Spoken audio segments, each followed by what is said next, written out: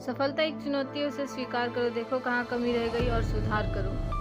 इस वीडियो का थीम एक इंस्पायरिंग स्टोरी है, तो चलिए शुरू करते हैं। एक समय की बात है, एक छोटे से गांव में रामू नाम का एक लड़का रहता था। रामू की किस्मत उसके साथ कभी नहीं थी। वह एक बहुत निराश और निरुत्साहित जीवन बिता रहा था। उसके पास कोई विशेष क्षमताएं नहीं थी और इसलिए वह खुद को सफलता के लिए तैयार नहीं समझता था। एक दिन रामू ने अपने गांव के बुजुर्ग से पूछा, दादाजी, मैं जीवन में सफलता कैसे प्राप्त कर सकता हूँ? बुजुर्ग ने मुस्कुराते हुए कहा, बेटा, सफलता के लिए तुम्हें पहले खुद को विश्वासी बनाना होगा और फिर उन्हें पूरा करने के लिए कठिन परिश्रम करना होगा। रामू ने उस बुजुर्ग के शब्दों को ध्यान से सुना और उसने तय किया कि वह भी सफलता की ओर अपने कदम बढ़ाएगा। वह अपने लक्ष्य को प्राप्त करने के लिए काम करने लगा। रामू का पहला कदम उसने शिक्षा की ओर बढ़ाया। वह हर रोज स्कूल जाता और अपनी पढ़ाई में ध्यान देता। वह हर मुश्किलों को अपने साथ झेलता और हर दिन कुछ नया सीखता।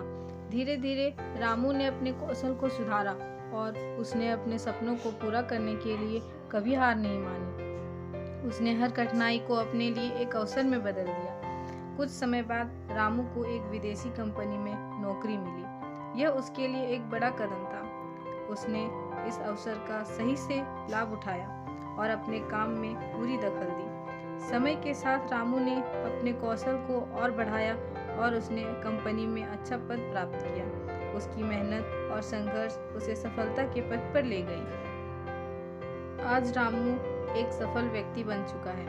उसने अपने सपनों को पूरा किया है और अब वह अपने परिवार को भी बेहतर जीवन प्रदान कर रहा है। उसकी यह कहानी हमें सिखाती है कि अगर हम विश्वास और मेहनत से अपने सपनों की ओर आगे बढ़ते हैं तो कोई भी कठिनाई हमें कामयाब होने से नहीं रोक सकती।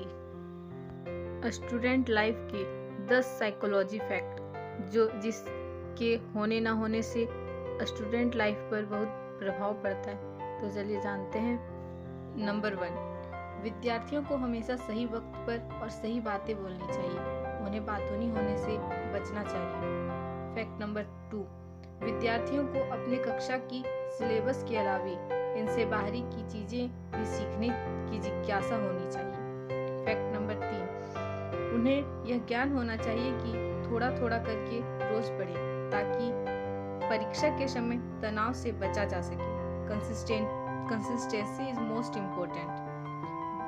फैक्ट नंबर 4, विद्यार्थियों की स्थिति उनकी सामाजिक और पारिवारिक स्थितियों पर निर्भर करती है। फैक्ट नंबर 5, प्रत्येक दिन कुछ नया सीखने की कोशिश करनी चाहिए। फैक्ट नंबर 6, अध्ययन के दौरान स्वास्थ्य का ध्यान रखना चाहिए ताकि अध्ययनरत में बाधा ना आए। फैक्ट नंबर 7, सभी विद्यार्थियों को सही नींद लेनी चाहिए और ध्यान की शक्ति बढ़ाने के लिए योगा और प्राणायाम भी करना चाहिए।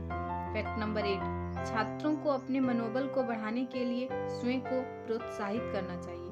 फैक्ट नंबर 9, छात्रों को शिक्षकों से सहयोग और मार्गदर्शन लेना चाहिए। फैक्ट नंबर 10, छात्रों को अपने लक्ष्यों को प्राप्त करने के लिए हमेशा सकारात्मक होना चाहिए। फैक्ट नंबर 11, छात्रों को आत्मसंयम और धैर्य का विकास करना चाहिए। फैक्ट नंबर 12, छात्रों को अपने पर्सनल लाइफ और एजुकेशनल लाइफ के बीच हमेशा संतुलन बनाए रखना चाहिए। अंत में एक छोटी सी लाइन, मोटिवेशनल लाइन, चलिए जानते हैं। किसी अवसर की प्रतीक्षा में मत बैठो। किसी अवसर की प्रतीक्षा में मत बैठो। यह आज का दिन जो आपको किस्मत से मिला है, यह आज का दिन जो आपको किस्मत से मिला है, यही आपका अवसर है।